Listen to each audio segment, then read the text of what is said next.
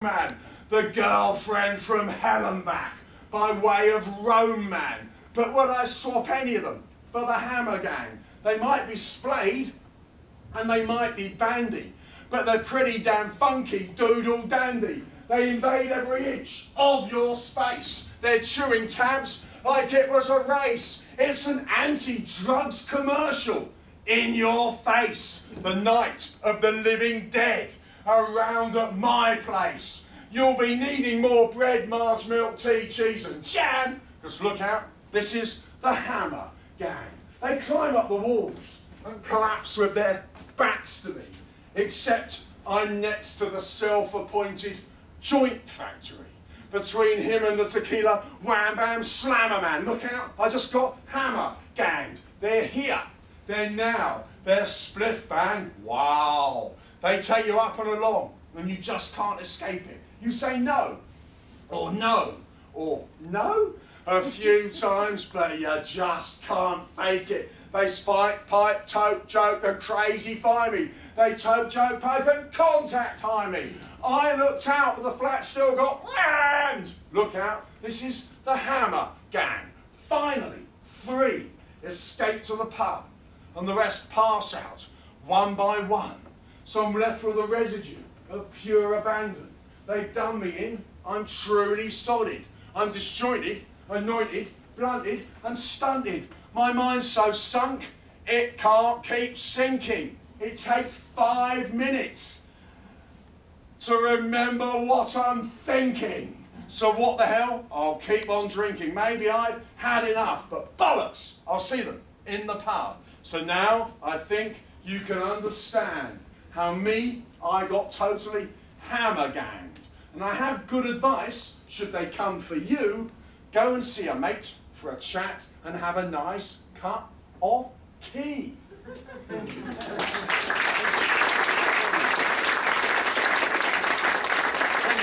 now I'm pretty much promised nice ones. So this is very possibly the nicest thing that anyone has ever written about Paisley. That's Paisley in Scotland to the south of Glasgow. And I was commissioned to write this by BBC Radio Scotland, who sent me to a succession of Scottish towns and cities to write nice poems about them. Bit of a weird gig for an Englishman, to be honest, but it paid money so I couldn't turn it down. And before I got to Paisley, no one had anything good to say about the place at all. It had a brief flowering in about 1860 from the cloth, the pattern, but really not much as good has happened there ever since. But I got there and I really liked the place and I had a very nice time, especially walking around it. But I should add that 2 days later, they sent me to Motherwell, where they shut the steelworks 20 years ago. And well, folks, I am not a quitter. You cannot be a quitter if you're a performance poet, because it is both the career and the medium that does not properly exist. So I spent 25 minutes walking around Motherwell in open-jawed quailing before I thought, well, who cares about being a quitter?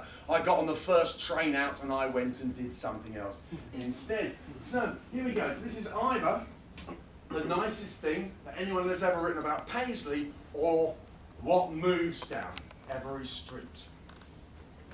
For I lost the beauty just to go find it again.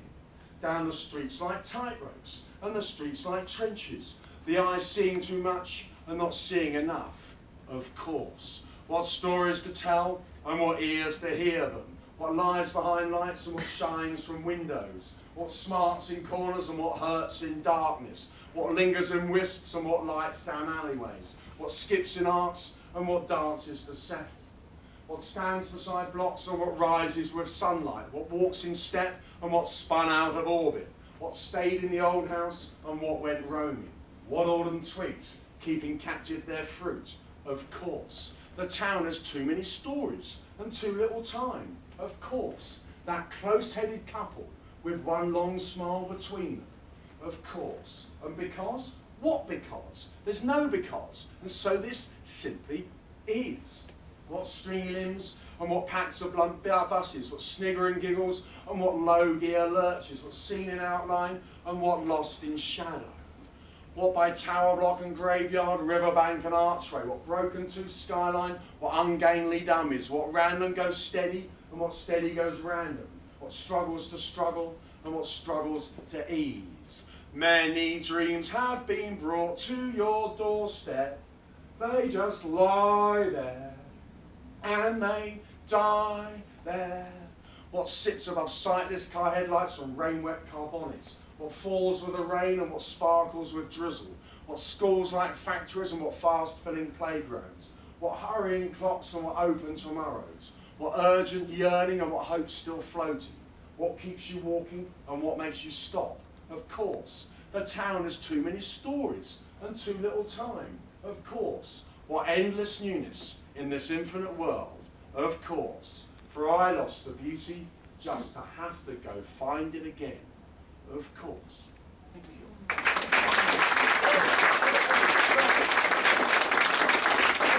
that was nice, wasn't it? I think so. On the end of it, I'll just chuck another nice one. Now, I'm a bit funny about doing this next piece in Edmonton, because I had a great time doing it in Montreal, but I was a bit iffy about doing it in Toronto, because this poem is called The Nicest Thing That Anyone Has Ever Written About Toronto. And in Montreal, this felt bold and brave and edgy, whereas in Toronto it felt kind of sucky, uppy, sick or frantic. So I don't know about, I don't know quite what relationship is between Edmonton and Toronto, if you like each other, hate each other, whatever. So I think I should probably just do the piece, yeah? So here we go. So this is the nicest thing that anyone's ever written about Toronto. It's very short. I always knew there was a place like this because I believed the world was good. And so it must, and so it should, and so there was, and will always be. And so there is, I now know there is, a place like this.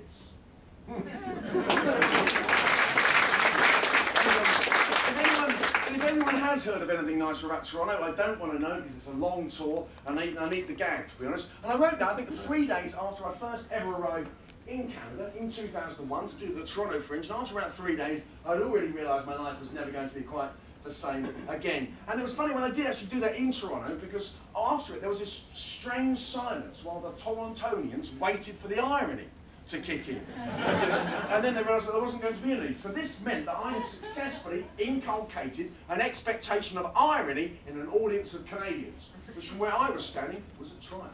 So here we go. This next piece actually requires the longest of the blackouts, so watch out for your bags, yeah folks. These Fringe audiences are a dodgy bunch.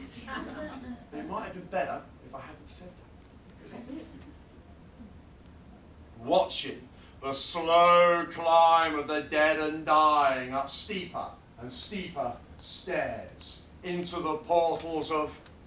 Meanwhile, out the other door, the one no one ever told us much, if anything, about, but let's face it, there has to be a door out of death or it'll be getting mighty crowded by now. Meanwhile, out the other door, the resurrectees, fresh from death, reclothing themselves with flesh and marvelling at their new and resplendent youth as they descend once more into the lights of the party and school of life. Better equipped this time in every way for another crack at the joys and lessons of it all. And thankfully, it is not a single swing door between death and rebirth. There is a chill-out space between the end and the beginning. So in case you were worried, you do get a chance to relax. And how do I know all this?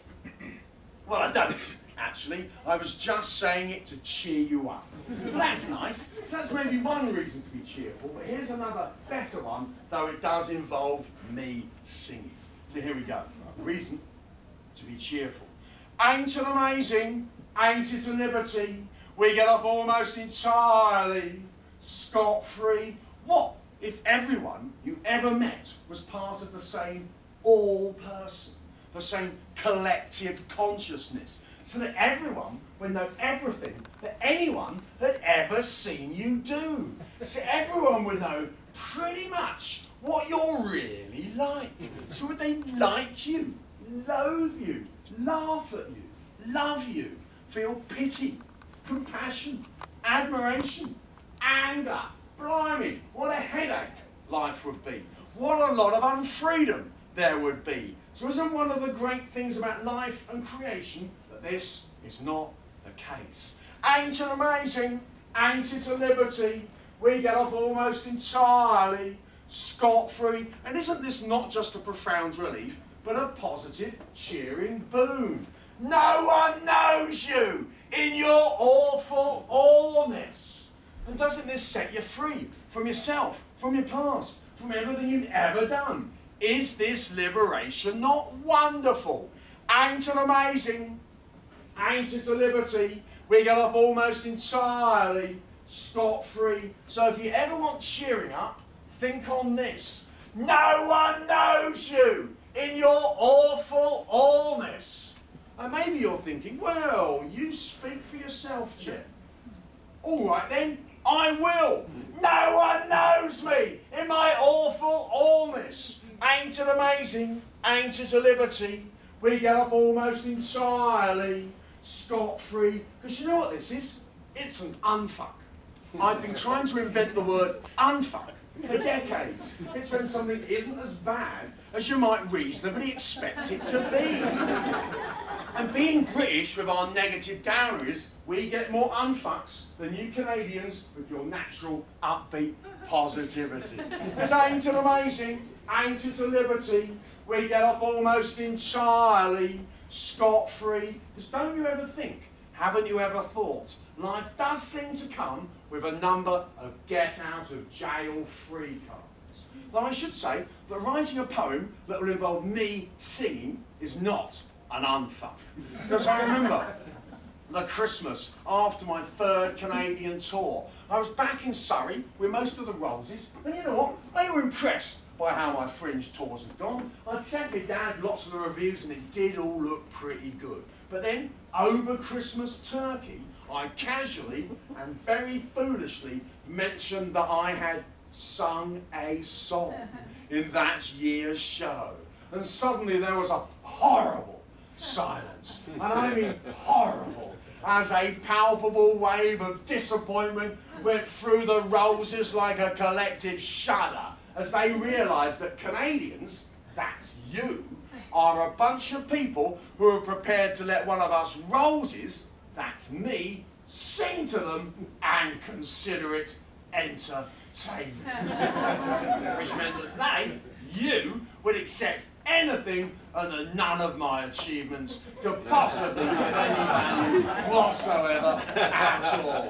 Which brought everybody right down and we concluded our Christmas dinner in gloom-struck silence. Well, that, folks, was not an unfuck. But don't you ever think, haven't you ever thought, life does seem to come with a number of get-out-of-jail-free cards? Because I've had a number of times in my life when I thought, I am a wrung-out rag of a man. I need a good ironing and squaring and reappointing. I am a mess. I've got nothing going on. I need something good to happen. And you know what? Just everyday life, doing what everyday life does, gave me that ironing, squaring and reappointing. Just accident and luck and moving about left me pucker and chipper. And pretty soon I was back up, back in it, and raring to go. Because ain't it amazing? Ain't it a liberty? We get off almost entirely scot-free. Because don't you ever think, haven't you ever thought, life does seem to come with a number of get-out-of-jail-free cards. The only trouble is, ladies and gentlemen, that you can never know exactly how many you've got left. Thank you.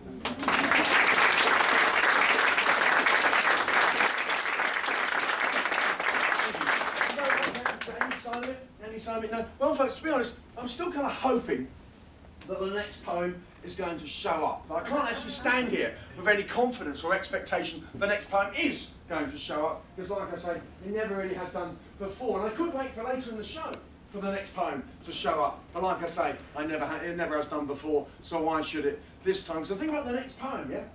It got so heavily coated in irony that it never made it anywhere near the page. It got so thickly encrusted in a quick-drying cement of double meanings, of triple meanings, and double negatives, and triple negatives, and caveats, and parentheses, and exceptions, and qualifications, and definitions, and even bleeding footnotes, ladies and gentlemen, that it never made anywhere near the page, let alone the stage. Basically, the next poem got so fat it could not get out of the house. It's like you hear of people building a boat in their front room, and they get so carried away building the boat, it never occurs to them, how am I going to get the boat out of the house? Well, the next poem was really a bit like that. So any sound of it, and I could theoretically, ladies and gentlemen, theoretically, I could let silence fall. But to be honest, I'm not sure I can do silence, and I'm not sure I want to either. So I think I've had a happy marriage between my career plan and my aesthetic plan, which is to never let silence fall for a second.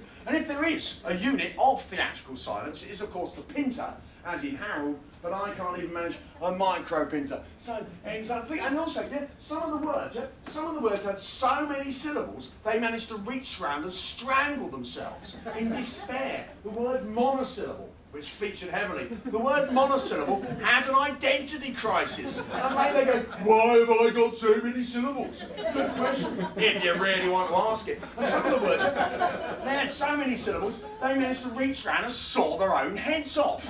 You know? So it's like the word inopportunely managed to reach around, saw its own head off and become the word opportunely. Well, la-di-da, and it ran off hand in hand with the word felicitously. Well, la-di-da. It was like poetic cross-dressing, ladies and gentlemen. And the word dysfunctionality managed to reach around and chainsaw its own head off and become the word functionality.